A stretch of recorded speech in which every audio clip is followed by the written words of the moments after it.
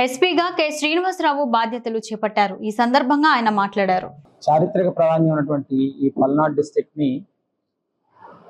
District కి ఎస్పీగా నాకు ఈ అవకాశం ఇచ్చినటువంటి గౌరవ ముఖ్యమంత్రి గారికి, మా డీజీపీ గారికి, మా సీనియర్ ఆఫీసర్స్ అందరికీ కూడా హృదయపూర్వక కృతజ్ఞతలు. ఈ మధ్యకాలంలో ఎలక్షన్స్ జరిగిన దగ్గర నుంచి కూడా పల్నాడు డిస్ట్రిక్ట్ గురించి నెంబర్ ఆఫ్ ఇష్యూస్ అవి చూడడం జరిగింది. ఇక్కడ కూడా చాలా సమస్యలు రావడం జరిగింది. వాటన్నిటినీ కూడా నా ముందు పనిచేసిన అధికారులు వాటిని సమర్థవంతంగా పరిష్కరించడం జరిగింది. సో నేను కూడా ఈ విషయాలు ఏవైతే ఉన్నాయో వాటిని తొందరగా అవగాహన చేసుకుని వాటిని చట్టపరంగా ఏ విధంగా చేయాలో ఆ విధంగా చేయడానికి కృషి చేయడం జరుగుతుంది. ముఖ్యంగా ఏదైతే చట్ట వ్యతిరేకంగా చేసిన వాళ్ళు ఎవరైతే ఉన్నారో వాళ్ళ పట్ల చట్టపరంగా ఎంత ఎక్స్టెంట్కి అయితే మనం యాక్షన్ తీసుకోగలుగుతామో అన్నింటినీ ఇంప్లిమెంట్ చేయడం జరుగుతుంది. ఏదో ఒక సెక్షన్స్ పెట్టి ఏదో చేసి అక్కడ వరకే కాకుండా ఫర్దర్ యాక్షన్ ఏదైతే తీసుకోవాలో వాటిని కూడా డెఫినెట్గా చేయటం అయితే జరుగుతుంది. అట్లాగే ఎవరి మీదైనా ఏమైనా తప్పుడు కేసులు కానీ ఎక్కడైనా ఏమైనా జరగకుండా కానీ జరిగినా కూడా ఇమీడియట్గా తెలుసుకున్న వెంటనే మాత్రం వాటి పట్ల ఖచ్చితంగా స్పందించడం జరుగుతుంది. విమెన్ ప్రయారిటీ డెఫినెట్గా తీసుకోవడం జరుగుతుంది. అట్లాగే ఈ సీసీ కెమెరాస్ ప్రాజెక్ట్ ఏమైతుందో దాని విషయంలో ముఖ్యంగా ఈ గాంజా ఏదైతే ఉందో డ్రగ్స్, యాంటీ డ్రగ్స్ దానికి సంబంధించి 100 days క్యాంపెయిన్ ఇవ్వడం జరిగింది, 100 days ప్రోగ్రామ్ ఇవ్వడం జరిగింది. దానికి సంబంధించి పల్నాడు జిల్లాను కూడా సమర్థవంతంగా ఆ కార్యాచరణని తీసుకురావడం జరుగుతుంది. అది ప్రయారిటైజ్డ్గా చేయడం జరుగుతుంది. యాంటీ డ్రగ్స్ క్యాంపెయిన్ అందులో ఎవరెవరైతే ఉన్నారో వాళ్ళ తాలూకా రోల్ ఆధారంగా, పాత్ర ఆధారంగా చట్టపరంగా చర్యలు తీసుకోవడం జరుగుతాయి. వివిధ రకాలైన కౌన్సిలింగ్లు కూడా కండక్ట్ చేయడం జరుగుతుంది. ఏవైతే కొన్ని ఇల్లీగల్ యాక్టివిటీస్ ఏమైనా జరుగుతుంటే అవి ఏమైనా కానీ ఖచ్చితంగా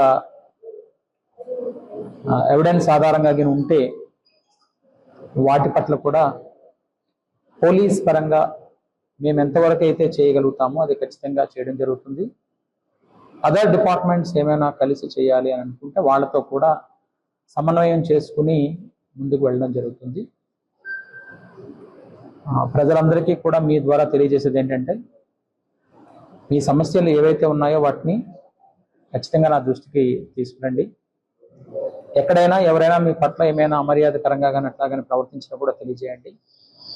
ఖచ్చితంగా మేము స్పందించడం జరుగుతుంది ఉన్నతాధికారులు. అలాగే మీరు కూడా అన్నెసరీ విషయాల జోలికి పోకుండా మంచి జీవన విధానంతో సక్రమమైనటువంటి పౌర బాధ్యతలను నిర్వర్తించాలని కూడా కోరడం జరుగుతుంది.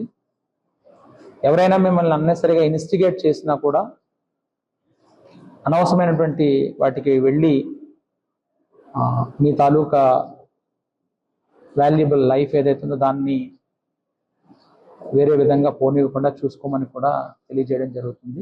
Police here after definitely is in your service. For your service we are here. డెఫినెట్గా మేము చేస్తాము. ఎప్పుడైనా ఏ విషయమైనా కూడా స్పందించడానికి మేము సిద్ధంగా ఉన్నాం కాబట్టి, చట్టపరంగా చర్యలు తీసుకోవడానికి మేము సిద్ధంగా ఉన్నాం కాబట్టి పోలీస్ని ఆ క్రమంలో ఉపయోగించుకోవాల్సిందిగా మీ ద్వారా తెలియచేయడం జరుగుతుంది. Thank you. ఇక్కడ చాలా ఇష్యూస్ ఈ మధ్యకాలంలో జరిగాయి కాబట్టి వాటన్నిటినీ కూడా కొన్ని రోజుల్లోనే అవగాహన చేసుకుని చట్టపరంగా ఏముంటే ఆ చర్యలు ఖచ్చితంగా తీసుకుంటాం. అందులో ఏమీ తేడా లేదు. ఆధారాలు, పూర్తి ఆధారాలతో చట్టపరంగా ఏముంటే వాటిని తీసుకుంటాం. ట్రాఫిక్ అనేటువంటిది అయితే మనం ఒకసారి జంక్షన్స్ అన్ని చూడాల్సి ఉంటుందండి. రిలవెన్సీ ఆఫ్ డిఫికల్టీ ఏముందో చూసి దాని అవునండి ఒకసారి అది వెరిఫై చేసిన తర్వాత దాన్ని బట్టి మనం ప్లాన్ చేస్తాం. అంటే ఈ జంక్షన్స్ కానీ డెన్సిటీ ఆఫ్ వెహికల్స్ కానీ వీటిని చూసిన తర్వాత దాని ఆధారంగా మనం ఇలా చేయాలి. ఇంకా ఎనీ మోర్ ఖచ్చితంగా ఇన్వాల్వ్ చేస్తామండి. ఇంతకుముందు మీరు యాంటీ ర్యాగింగ్ స్క్వాడ్స్ చూశారు. ఇప్పుడు ఖచ్చితంగా ఈ యాంటీ డ్రగ్ అంబాసిడర్స్ కానీ యాంటీ డ్రగ్ స్క్వాడ్స్ కానీ ఆయా కాలేజీలో పెడతాము.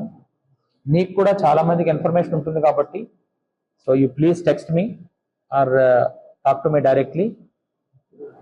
ఫస్ట్ ఆఫ్ ఆల్ ఆ కాలేజెస్ అందరు all colleges not only 1 or 2 అండి, ఆల్ కాలేజెస్తో with in a short period నేను ఇంటరాక్ట్ అవుతాను. ఆ యాజమాన్యాలన్నింటితో కూడా వాళ్ళ నుంచి అవసరమైతే ప్రతి కాలేజ్ నుంచి కూడా ఒక డిగ్నిటరీ ఎవరైతే ఉంటారో వాళ్ళని తీసుకోవడం జరుగుతుంది.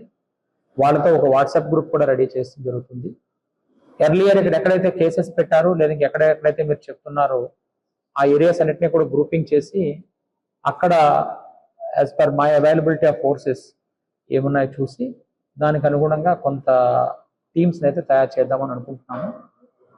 అవి కూడా ఒకసారి ఒక 1 week అట్లాగా ఈ టైంలో వీటన్నిటిని కూడా ప్లాన్ చేద్దామండి. సార్ పర్మిషన్ లేని హాస్టల్స్ ఉన్నాయి సార్, ఏ పర్మిషన్ లేకుండా ఓన్ పెట్టుకునే హాస్టల్స్ ఉన్నాయి. ఈ హాస్టల్స్ లోనే ఎక్కువగా జరుగుతుంది. హాస్టల్స్ విమెన్ ఎక్కడైతే ఉంటున్నారోనండి అదర్ డిపార్ట్మెంట్స్ ఏవైతే ఉన్నాయో వాళ్ళతో కూడా చేయాల్సి ఉంది. ఈ రెంటల్ అగ్రిమెంట్స్ ఆధారంగా వాడు ఎలా కమిట్ అయ్యారు, ఏ విధంగా పెట్టుకుంటున్నారు వాటిని చూడాల్సి ఉంది. కమర్షియల్ యూనిట్ గా అది ఉంటే ప్రొవిజన్స్ ఆఫ్ సీసీ కెమెరాస్ ప్రాపర్గా ఉన్నాయా లేదా కూడా చెక్ చేయాల్సి ఉంటుంది. సో వీటన్నిటిని ఒకసారి ప్లాన్ చేసి ఇప్పుడు మీరు అది హౌస్లో పెట్టారో అపార్ట్మెంట్స్లో పెట్టారో అన్నది నాకు ఇంకా ఐడియా లేదు కాబట్టి ఈ హాస్టల్స్ ఎక్కడెక్కడైతే ఉన్నాయో ఆ నెసెసిటీ ఉందా లేదా అన్నది చూసి ఇల్లీగల్ యాక్టివిటీస్కి మాత్రం సెంటర్ ఆఫ్ అయితే సీజ్ చేస్తాం. With revenue cooperation we will seize it.